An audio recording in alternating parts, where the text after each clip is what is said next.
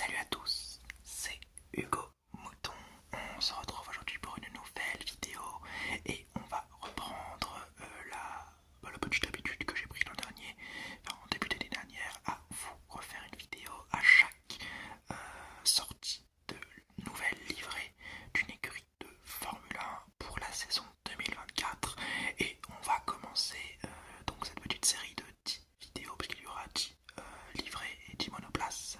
On va la commencer avec As F1 Team, donc leur voiture de 2024, la VF 2024. Juste avant, on est le jour, enfin juste après que Hamilton ait été annoncé chez Ferrari pour 2025. Ma vidéo donc de dimanche, donc la vidéo principale en l'occurrence, ce sera la vidéo sur Hamilton et sur son départ à Ferrari, et donc la vidéo sur la Formule 2 et pourquoi on a de moins en moins d'accession de la Formule 2 à la Formule 1, elle est reportée à dimanche prochain. Voilà, mon petit calendrier. Mais là, on va parler de As. Voilà, la VF 24 qui, à première vue, là, hop, je vous mets des images. Bah, l'aileron avant, il a été un peu changé, il est un petit peu plus élevé. Il y a quelques appendices en plus qui sont mis dessus. L'entrée d'air est différente de celle de 2023, elle est un petit peu plus fine, tandis que les sidepods sont un petit peu plus dessinés. Le plancher, lui, est un petit peu moins large quand on voit la photo du dessus, et l'aileron arrière est un petit peu plus travaillé. Et on voit d'ailleurs deux appendices apparaître devant les entrées d'air quand on est au-dessus de la voiture, encore une fois. D'ailleurs, il n'y a plus de trous dans les sidepods, enfin les sortes de petites évacuations d'air, je sais pas trop ce que c'était. Bah, il n'existe plus dans la version VF 2024, ce qui fait donc que la AS a un peu changé, mais c'est pas un immense changement. Par exemple, ils n'ont pas changé les suspensions, c'est resté les mêmes. Ils ont juste rajouté 2-3 petites choses, c'est peut-être une amélioration de la VF 23, mais en tout cas, pas grand changement, à part sur la couleur, puisque les couleurs ont un petit peu changé également. On laisse place à un peu plus de noir, on enlève un peu de blanc. C'est une belle couleur, moi j'aime bien, c'est assez simple et presque habituel pour une As qui depuis 2-3 ans fait un peu à peu près le même type de voiture et le même type de livret. Mais moi j'aime beaucoup la répartition et le fait qu'il y ait un petit peu plus de noir, bah, je trouve ça plutôt pas mal. Maintenant on va parler du As F1 Team qui donc depuis quelques semaines on a appris qu'il n'y avait plus Gunther Steiner à la tête de l'écurie. On va d'abord parler des pilotes. Magnussen va devoir se reprendre pour pouvoir rester en Formule 1. On sait que As c'est un petit peu compliqué en ce moment, et pour Magnussen encore plus compliqué. Il vient de faire une saison où il s'est fait dominer de bout en bout par son coéquipier Nico Hülkenberg, qui je le rappelle revenait de 2 ans, 3 ans même sans Formule 1, et il se fait humilier par ce coéquipier. Donc bon, il a intérêt à vraiment se reprendre, sinon son paquet sera déjà remis en cause.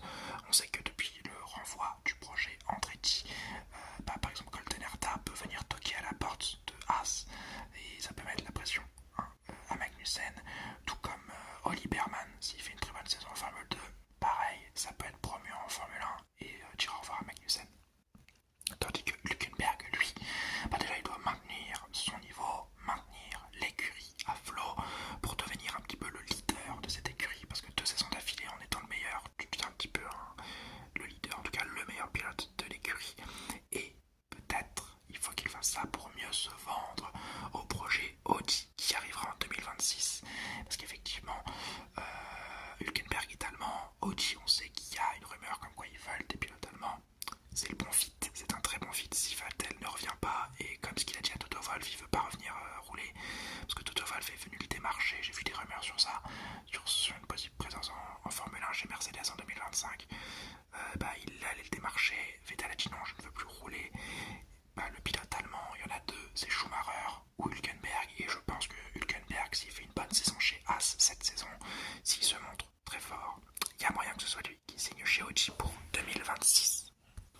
Et enfin, on va voir parler de l'écurie As F1 Team qui doit se sauver et réussir à faire mieux que l'an dernier avec les moyens qu'ils ont, et ça semble compliqué étant donné qu'ils n'ont plus, comme je l'ai dit, Gunther Steiner et Resta, l'ancien directeur technique de l'écurie qui est reparti chez Ferrari et qui va sûrement se refaire prêter dans une autre écurie ou peut-être même rester à Maranello. En tout cas, ils ont perdu de leur personnel les plus importants qui, malgré leur importance, n'ont pas réussi à relever le ASF Team. Donc voilà, il va falloir vraiment retrouver une place de milieu de tableau pour le ASF Team, déjà pour les sponsors et surtout pour la continuité du projet.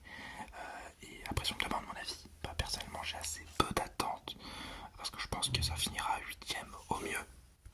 Et si on va pas au mieux, je pense que ça va encore finir dernier parce que Williams a bien remonté.